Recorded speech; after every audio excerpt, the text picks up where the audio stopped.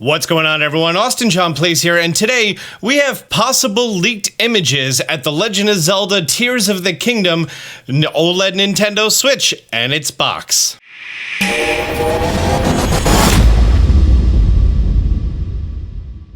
So here's the story. There's a Chinese forum called taeba.baidu.com that I cannot navigate because I can't read Chinese at all. And then it was reposted in the Reset Era forums, uploaded to Imager, covered by a bunch of German sites as early as 9 hours ago from recording. It's about noon here on the East Coast. And we have 5 images that we believed came from someone who worked in a warehouse who is making the OLED Nintendo Switch for Legend of Zelda Tears of the Kingdom, which hasn't even been announced. Here we go. These are the images. I'm not going to link to any of the outside links because I can't find the original posts, and then it's just reposts. If I could find the original post on the forum, I would definitely share that with you. This is what we have. 5 images in total, 2 from the front of the box, which we can see link in the top left corner. The logo has been moved to the bottom right above crazy looking Death Mountain erupting. We have the castle in the middle with a whole bunch of malice coming out of it. We have all the sky areas going on, lots of burbs. And then here is the actual dock that has the Hylian crest with a whole bunch of glyphs on it, as well as the Triforce. We can only make out one of these 3 parts of the Triforce, and they may be the corresponding images to the 3 gods that represent the 3 parts of the Triforce. We can see the Joy-Cons over here, although we're gonna see them in much better detail later. No game included, it's just the limited edition Switch. They're also in the middle of hunting down Pokemon in Area Zero.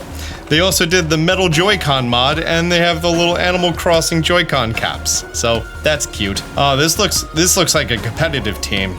Like they're not even shiny hunting or anything. Because you have a Gardevoir level 75 with a twisted spoon. It's probably not doing that well here in Area Zero. Moving on to the second image, which is also the front of the box, but the lighting hits a little bit differently. We're not really seeing that much else different. But then we also have images of the back of the box.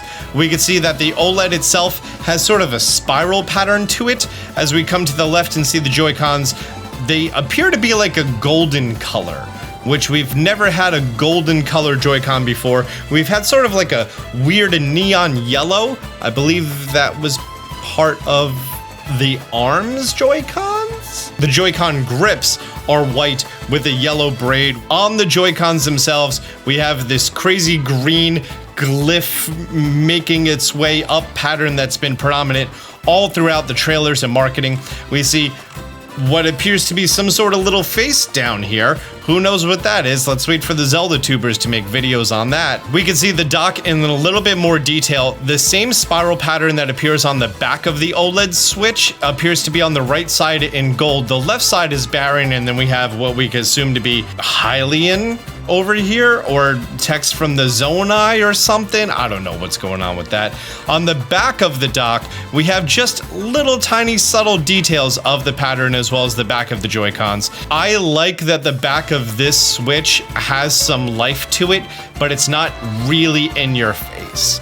You want that in your face on the front of the Nintendo Switch where you're gonna be seeing it, and then the back, I'm a fan of it being very subtle, but not when the only thing is on the back, know what I mean? We can also see that the SL and SR buttons also have the yellow. Nice little touches of detail. Moving on to the next image, we have a close-up of the actual Joy-Cons and the Nintendo Switch. And when you open up the OLED in the box, this is how it's presented to you. Also, it's weird that this phone watermarks stuff, just saying. Maybe that's an option, I don't know. But these appear to be, I don't know if it's just because of where the lighting was, but this is a gloss gold that's coming off. And then we have the matte green and the matte gray. I kind of really like that, because a lot of the Nintendo Switch Joy-Cons that we have, they're very matte. All of them are matte. Between the Skyward Sword Joy-Cons, the new Scarlet and Violet Joy-Cons, even my favorite ones being the Mario Red ones, all of them are matte. I have my first glossy Joy-Cons from the Colorware Switch that I had made. It's very glossy, it's very reflective, and then the Joy-Cons also have just very, very glossy. They're gonna reflect light in that same manner that we see in that photo. Or they're not glossy and they just have that sort of golden pattern to it that makes them appear glossy, because gold isn't actually a color. There is no color of gold. Gold is a texture and it requires variance inside of it to actually come off as gold. Otherwise, it's just a shade of yellow. So it looks like you can see that you have this sort of different look to it, almost really resembling gold, and that's what they're going for in this. And I really, really like that. And then we just have a zoomed out picture of the back, which is once again the box.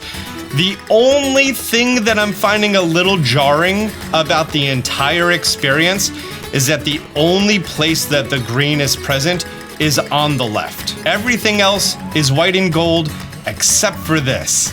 And it's really, really stands out, like obnoxiously stands out. Because the gold on white, the white on gold, classy AF, the matte black on gloss black or the gray on black, big fan of it. The green, really in your face, and it doesn't even extend all the way to the outside. You know what I mean?